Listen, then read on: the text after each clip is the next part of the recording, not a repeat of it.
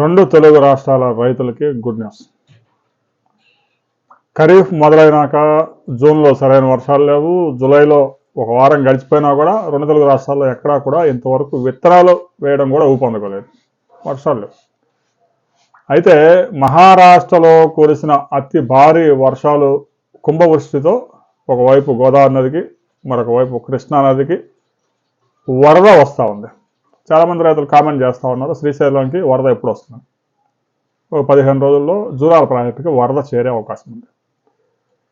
ఖరీఫ్ ఆశలు మరలా చిగురిస్తూ ఉన్నాయి. మహారాష్ట్రలో వెస్టర్న్ ఘాట్స్లో ఈ పశ్చిమ కనుమల్లో కురిసిన కుండపోత వర్షాలకి భీమా ఉపనదులు పొంగి ప్రవహిస్తూ ఉన్నాయి. మూల ముఠా నదులు పొంగి ప్రవహిస్తూ భీమా నదిలోకి వరద చేరుతూ ఉంది. ఆరెవరు వచ్చి కృష్ణానదిలో ఫ్లడ్ పెద్ద ఎత్తున తీసుకొస్తా ఉంది. తాజాగా ప్రజెంట్ ఆల్మట్టి డ్యాంకి 136,000 క్యూసెక్కుల వరద వచ్చి చేరుతా ఉంది. మహారాష్ట్రలో పూణే పరిసర ప్రాంతాల్లో ఒక్క రోజులోనే 60 సెంటీమీటర్ల కుండపోత కన్నా కూడా కుంభవృష్టి కురిసింది. దీంతో పెద్ద ఎత్తున వరద వస్తూ ఉంది. ఈ వరద ఒక వారం 10 రోజులు కంటిన్యూ అయ్యే అవకాశం ఉంది. ఆ తర్వాత వర్షాలు మరలా కంటిన్యూ అయితే, ఇప్పుడు మరలా వర్షాలు పడుతూ ఉన్నాయి కాబట్టి మరలా ఫ్లడ్ కంటిన్యూ అయ్యే అవకాశం ఉంది. ఆల్మట్టి డ్యాంకి తాజాగా 136,000 క్యూసెక్కులు పైగా వస్తూ ఉంది. ఇప్పటికే ఆల్మట్టిలో 39 టీఎంసీల ఫ్లడ్ చేరింది. మొత్తం కెపాసిటీ 123 టీఎంసీలు అయితే ఈరోజు రాత్రికి రేపు ఉదయానికల్లా 45 టీఎంసీలకు చేరే అవకాశం ఉంది. ఒక్క వారం 10 రోజులు ఈ ఫ్లడ్ కొనసాగితే ఆల్మట్టి డ్యాం పూర్తిగా నిండుతుంది. ఆ తర్వాత ఆల్మట్టి నుంచి నారాయణపూర్కి ప్రస్తుతం కేవలం 485 క్యూసెక్కులు తాగునీటి అవసరాలకు మాత్రమే రిలీజ్ చేస్తూ ఉన్నారు. నారాయణపూర్లో కూడా ఒక 25 టీఎంసీల ఫ్లడ్ వాటర్ ఉంది. మొత్తం కెపాసిటీ కూడా 35 టీఎంసీల కాబట్టి ఇదే వరద కంటిన్యూ అయితే నారాయణపూర్ 2 రోజుల్లోనే నిండిపోయింది. ఇంకా 2 ప్రాజెక్టులు కనుక నిండినాయంటే నేరుగా జూరాల నుంచి శ్రీశైలం ప్రాజెక్టుకి వరద మరో 2 వారాల్లో వచ్చే అవకాశం ఉంది. ఇక తుంగభద్ర కూడా పెద్ద ఎత్తున వరద వచ్చి చేరుతా ఉంది.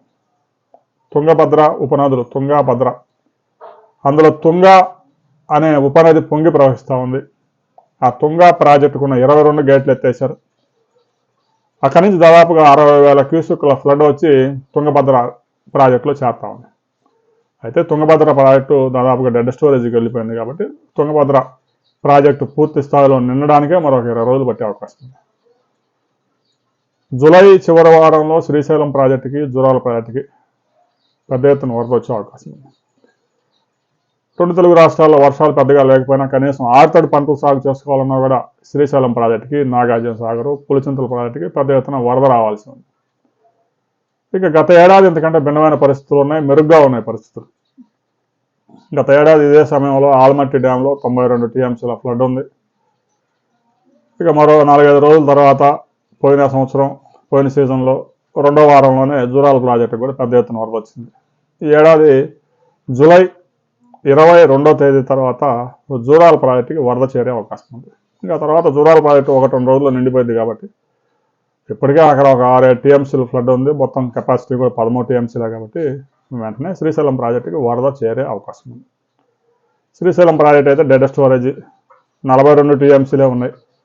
మొత్తం కెపాసిటీ 215 టీఎంసీలకి 42 టీఎంసీలు ఉంది. ఇన్ఫ్లోస్ ఏమీ లేవు, అవుట్ఫ్లోస్ మాత్రం ఒక 4,000 క్యూసెక్కులు తాగునీటి కోసం నాగార్జున సాగర్కి రిలీజ్ చేస్తూ ఉన్నారు.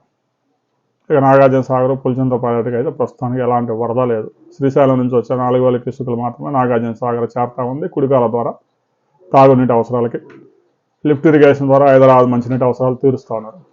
రాబోయే 24 అవర్స్లో కృష్ణానదిలో, గోదావరిలో ఫ్లడ్ ఎంత పెరగబోతా ఉంది అనే వివరాలతో మరో వీడియోలో మనం కలుసుకుందాం.